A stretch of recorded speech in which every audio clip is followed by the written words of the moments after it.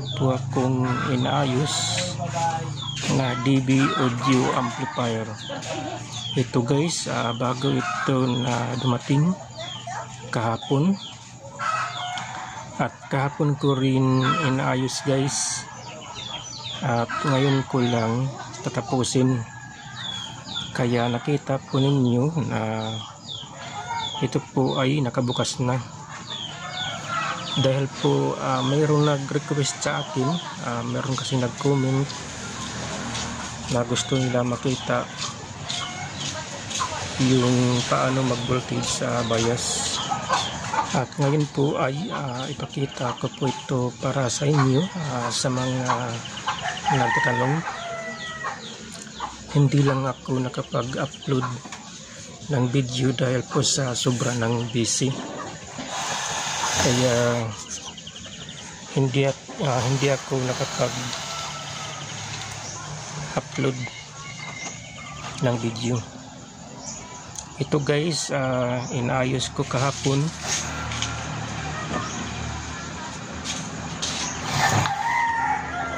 Mayroon po dito na kalawang na mga pisa na transistor.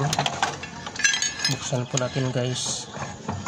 Ito guys, pisa ay bago na po ito. Yan guys, lahat na mga pre-driver transistor, bago na po yan.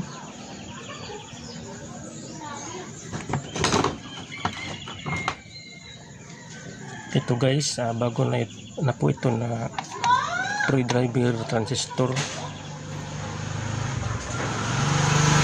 Yan lahat. At meron pa ako dito na resistor na hindi pa napalitan.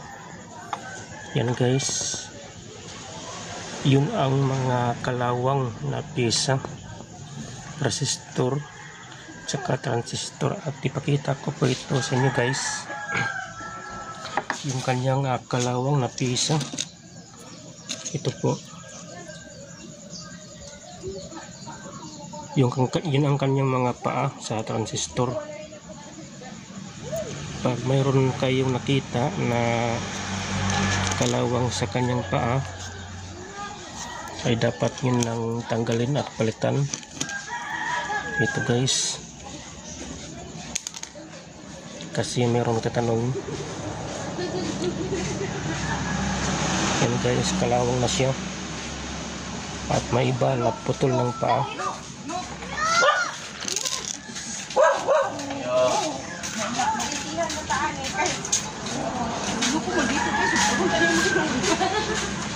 Mamaya guys ay mag-voltage bias po natin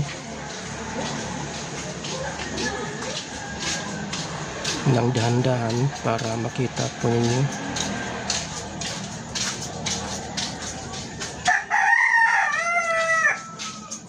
At ipakita ko po ito sa inyo kung paano nag-click ang relay tsaka yung kanyang DC offset. Pakita ko po ito sa inyo guys, kasi mayroon nagtatanong. Ito ay pina-click ko lang yung video dahil po mamaya ay may trabaho na tayo. Ikabit ko mamaya guys yan na resistor, yung 27K 100 ohms 33K yan. At hanapin ko dyan kung mayroon pang mga kalawang na pisa. At ito kaya kalawang din yan guys, palitan ko rin yan na bago.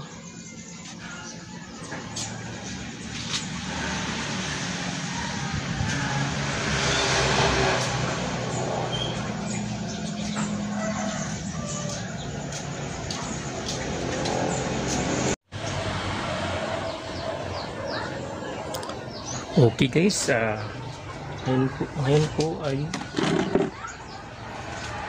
nagkabit na po tayo ng resistor. Ito guys, nagkabit na ako ng resistor na bago. Ngayon po ay resolder po natin para mamaya ay mag voltage bias po tayo.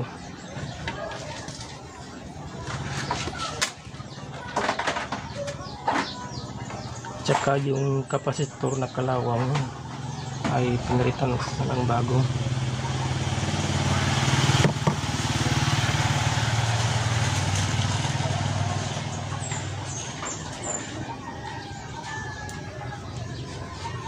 Sa mga hindi pala nakapag-subscribe sa aking YouTube channel ay paki-subscribe lang guys, para kung mayroon po tayo bago na mga upload ay madali nyo pong masundan. Pagkatapos nito guys ay subukan po natin i-voltage bias kung okay na ba siya. Dapat mga 0.3 volts, 0.4 volts. Tingnan natin mamaya kung anong bias ang lumabas. Ngayon po ay mag-voltage bias po tayo dahil tapos na.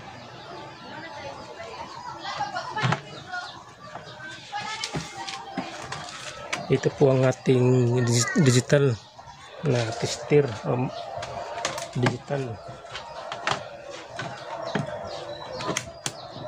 na gamitin natin step by step kung gawin na ituro sa inyo guys kung paano po natin voltage bias, hindi lang isa.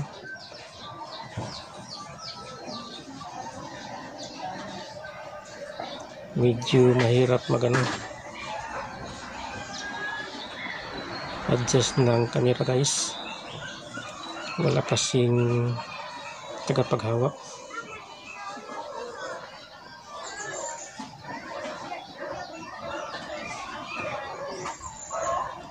Dyan lang muna.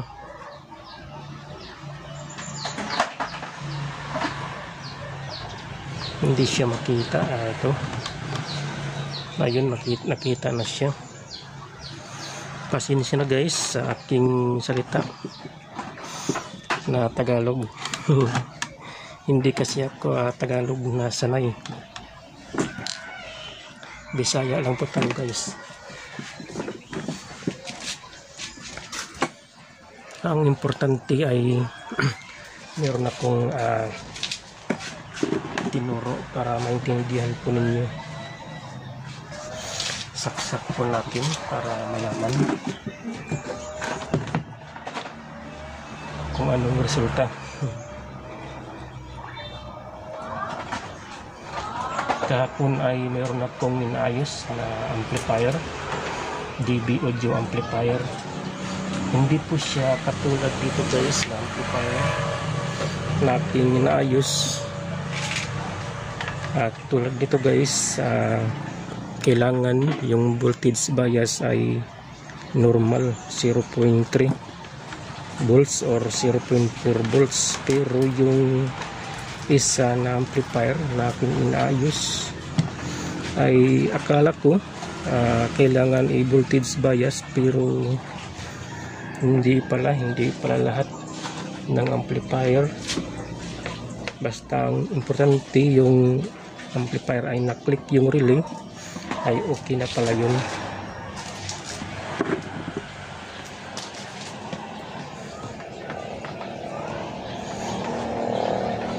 Yung amplifier kasi yung inayos ko kahapon ay mga 150 watts lang, mga 150 watts. Hindi siya katulad dito sa core amplifier na kailangan normal ang bias.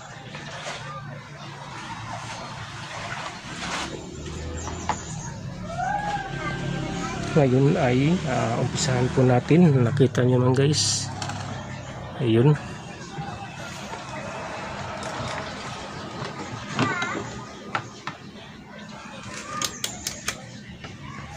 Ngayon ay saksak po natin. Saksak na ito guys.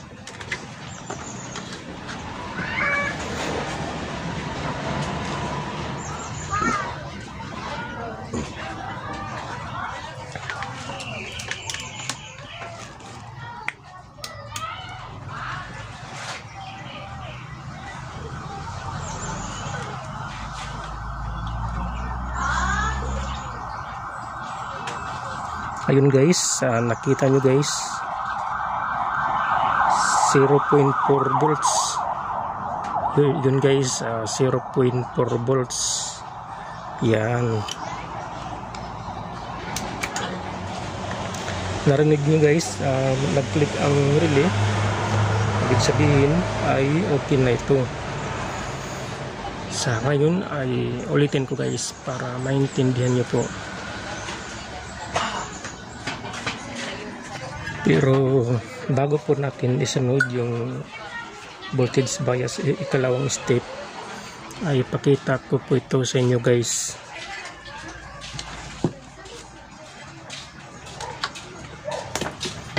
Kung paano mag voltage bias. Nakita nyo guys, sa pag voltage bias po natin guys, halimbawa lang ito guys, dito, diba dito yun, ito yung base collector emitter. Ang itutok nyo po guys ay ganito. Ito yung base, tsaka ito yung emitter. Base emitter lang guys ang inyong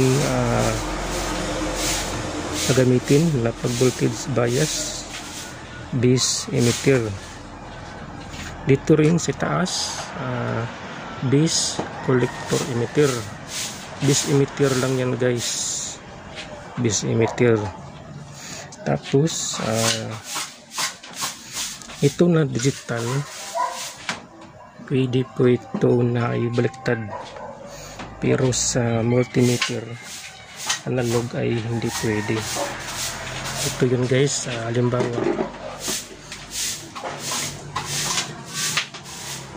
yan guys, ito yung base natin, tsaka ito yung collector emitter. Dito po kayo mag voltage bias guys. Yan, nakita nyo guys, ganyan po base emitter. Dito at dito rin base emitter. Yan po guys ang halimbawa natin, base emitter, base emitter. Yan po guys.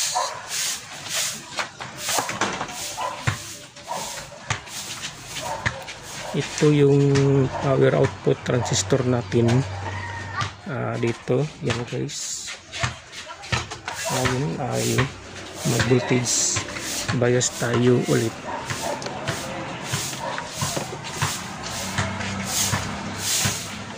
Malabo ba siya? Malabo. Adjust natin.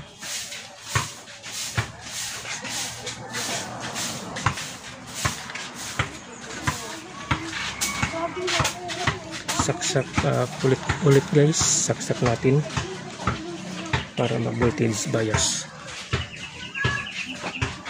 Tsaka switch on po natin power. Nag-click ang relay. Narinig nyo guys, nag-click ang relay. Ibig sabihin ay okay yun. Ito yung emitter, dito yung base. Yan po guys, 0.4 volts. Yan, nakita nyo guys, yan 0.4 volts. Yan po ang ating ibig sabihin. Ito base collector emitter. Yan 0.4 sa kabila.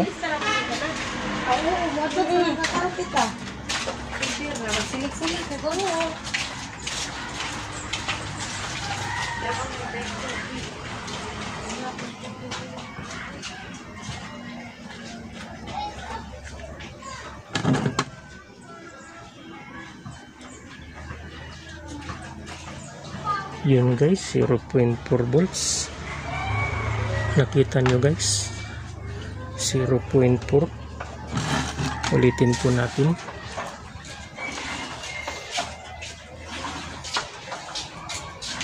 Kita nyo guys.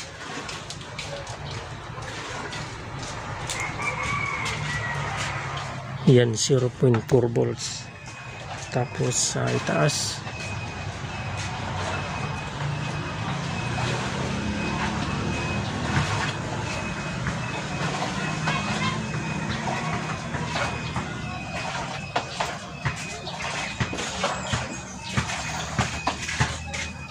dito po tayo sa disameter lang guys. Ayun 0.4 volts. Okay, yan po guys ang ating voltage bias, at ikalawa po ang ating step sa pagbias natin. Ay ituro ko po ito para sa inyo guys.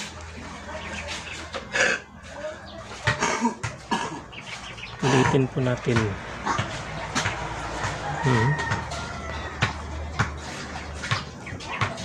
Okay, ang gawin po natin guys sa ikalawa na step, dito po tayo sa main drive transistor.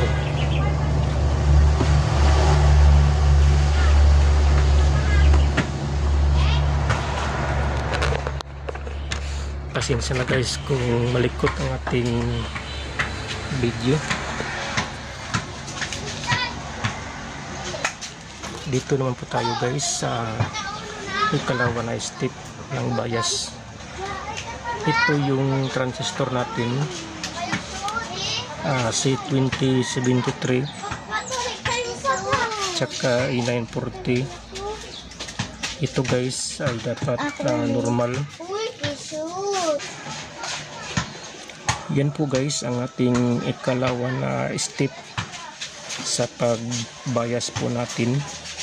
Dapat normal po ito guys. Kapag ito guys yung kanyang voltage bias dapat 0.5 volts ito guys. Kapag normal ang kanyang 0.5 volts dito, ibig sabihin ay good po ang kanyang section dito guys na pyesa, good. At ikalawa naman dito, kapag abnormal ang kanyang bias, ibig sabihin andito ang kanyang problema dito guys. At dito rin kapag normal dito 0.5 volts, ibig sabihin normal ang kanyang pyesa dito. At dito naman kapag abnormal, dito ang kanyang problema. Yan guys. Kapag normal na lahat dito guys yung kanyang voltage bias dito, ang ibig sabihin ay good na po ang kanyang bias dito guys. Good na ang kanyang mga pyesa. Ang ibig sabihin nasa ibang section ang may problema, or hindi iba, or dito lang guys sa itaas ang kanyang problema, sa itaas or sa iba na problema, baka sa relay section ang problema. Kasi dapat sa kanyang power transistor na malaki, halimbawa normal na ang kanyang voltage bias. Kapag normal na ang kanyang voltage bias ay ibig sabihin ay normal na ito guys, normal na ito na bias. Kapag may problema dito guys sa kanyang bias, abnormal siya, ibig sabihin hindi siya magnormal ang kanyang bias dito sa power transistor.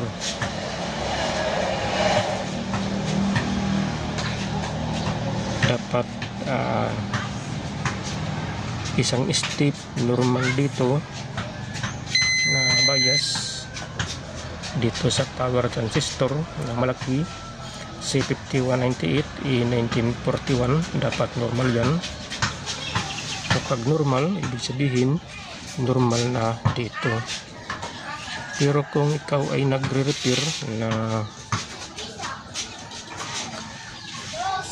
hindi pa dito normal ang kanyang bias, ay pwede naman kayo dito magsukat para malaman niyo po kung saan kayo mag-troubleshooting. Halimbawa ito, normal ang kanyang bias, ibig sabihin okay, good na dito. Pag abnormal dito, dito ka mag-trouble. Yan po guys. Halimbawa normal na dito, normal na ang kanyang bias dito. Ito guys, pag normal ang bias at dito rin sa taas normal, ibig sabihin good na ang kanyang section left and right channel. Ang isunod niyo po sa pag troubleshooting ay dito po sa kanyang relay section. Ang una niyong gawin, dapat normal ang kanyang supply sa relay. Dapat normal yan. Ngayon po ay ituro ko po ito sa inyo kung paano po tayo mag bias dito na transistor A940 C2073.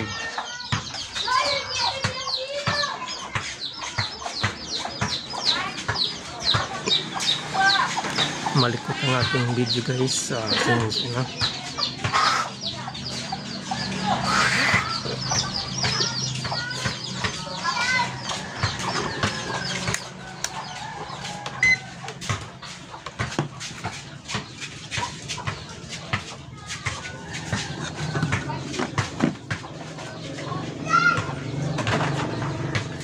Yan po guys, nakita po ninyo. Kaya sabi ko kanina guys, kapag normal ang kanyang voltage bias dito, mga 0.4 volts or 0.3, kapag normal dito, ang ibig sabihin sa kanyang main drive transistor, yung A940 C2073, ay normal din ang kanyang bias. Normal po guys ang kanyang bias, magkasabay po yan, magkasabay, dalawa po sila, normal dito at normal ang kanyang bias sa E940 C2073. Ito na guys, ito yun.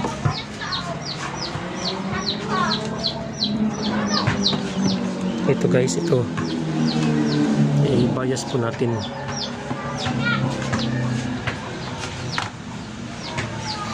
Pasensya na guys kung paulit-ulit ang ating salita, para gusto kong maintindihan sa inyo, kasi mayroon ng tanong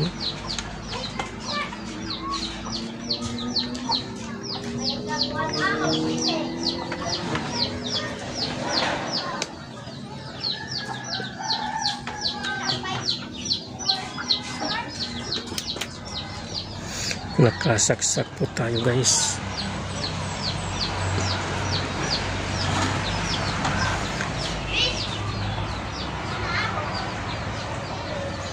Dapat masukat natin 0.5 volts.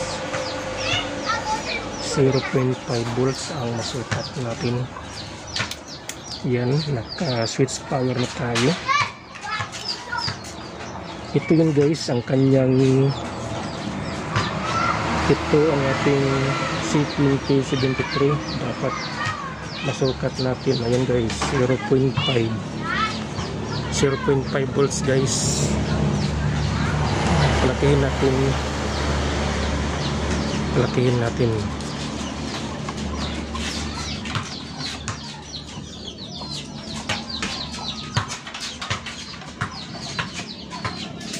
nakita niyo naman guys, 0.5 volts. Ang ibig sabihin guys, kapag normal dito 0.5 volts ang kanyang pisa dito na linya, yung transistor tsaka resistor, good po yan guys. At ikalawa naman ay dito tayo.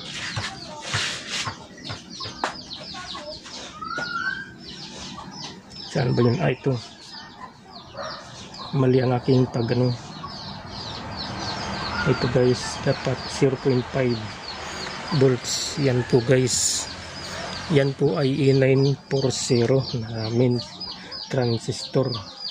Ang ibig sabihin, good po ang kanyang linya, yung sinabi ko kanina guys, yung transistor tsaka resistor, good po ang kanyang dito linya.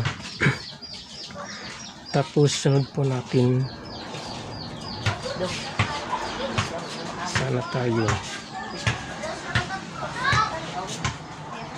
ito siguro yun.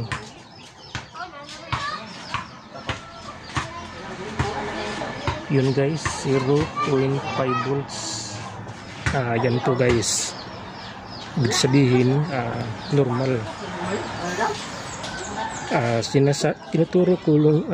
Tinuturo ko lang yan guys para meron kayong dagdag na kalaman na hindi po kayo mahirapan. Kaya nga sabi ko kanina, kailangan normal ang bias dito at normal din ang kanyang bias sa main drive transistor.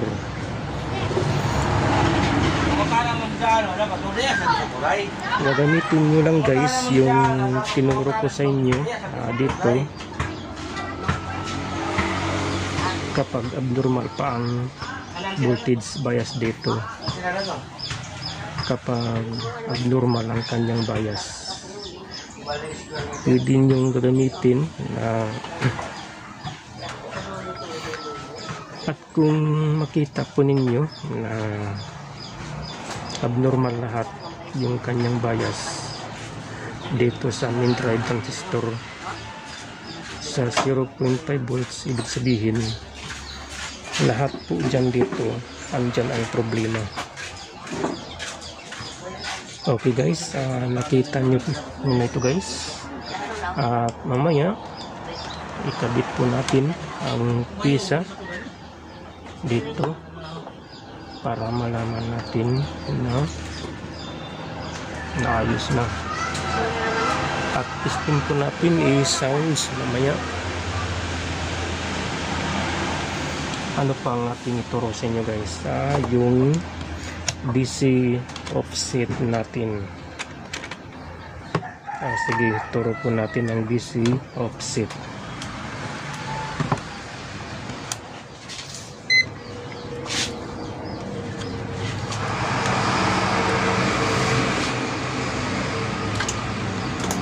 Ito po ang ating DC offset guys. Ituro ko ito sa inyo. Meron kasing nagtatanong sa akin kung paano mag DC offset kung ilan ang supply. Wala galing ko pakating sa endo. Aking motor i-restart. Okay guys, sa ngayon ay ituro ko po sa inyo kung paano mag-test sa DC offset. DC offset natin guys. Ang kanyang DC offset ay naka-connection po dito sa kanyang relay. Ito guys, relay section. Tapos yung kanyang out speaker dito, yan ang kanyang left. At dito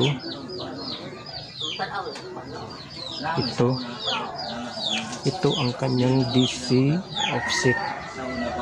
Yan guys, saka ito yan guys, ito ang kanyang out ay dito, right saka left. Ito yung kanyang speaker out sa kanyang relay. Ngayon ay ituro ko po ito sa inyo kung paano mag DC offset. Kailangan sa DC offset natin ay yung millivolt. Ang ating millivolt natin ay 100 pababa. 100 pababa guys, 100 millivolts natin. Kapag 100 pataas yung 100 millivolts ay abnormal po yan yung kanyang abnormal ang kanyang DC offset. Ngayon ay umpisahan po natin guys sa DC offset. Saksak po natin yan, naka-on na siya guys, nakita nyo guys sa akin. Ito na ground ay dapat dito sa kanyang ground. Ito yan guys, nakita nyo dito sa kanyang ground. At ito naman dito natin yan guys, 13 millivolts. Nakita nyo guys, yan po ay normal yan. 13 kabila 20 yan guys, normal po yan yung kanyang DC offset natin. Paglabas dito yan 20 millivolts, 13 millivolts yan guys, normal po yan. Tsaka yung kanyang abnormal na DC offset guys, kapag diba yan guys ay 14 millivolts, kapag 0.1 dito guys, 0.1 ibig sabihin abnormal yun. Mga 0.2, 0.7 ito ay normal ito guys, 13 millivolts yan guys ang ating DC offset. Okay guys, ngayon ay kinabit na po natin ang kanyang power output transistor yan guys, dahil po normal na ang kanyang voltage bias at ang kanyang DC offset. Tinuro ko na sa inyo guys kung paano gawin. Ngayon ay testing natin para malaman kung mayroon na siyang sounds. Saksak po natin guys. At ito ang ating USB na gamitin. On po natin. Ang kanyang speaker guys ay naka-connect na siya sa kanyang likod.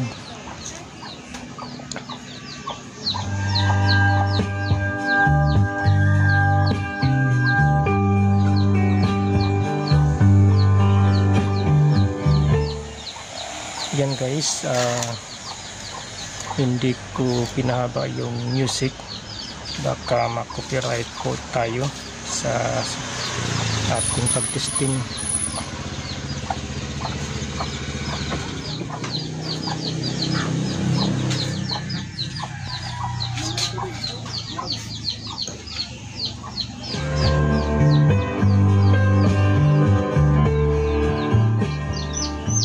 Okay guys, dyan lang, baka ma-copyright tayo.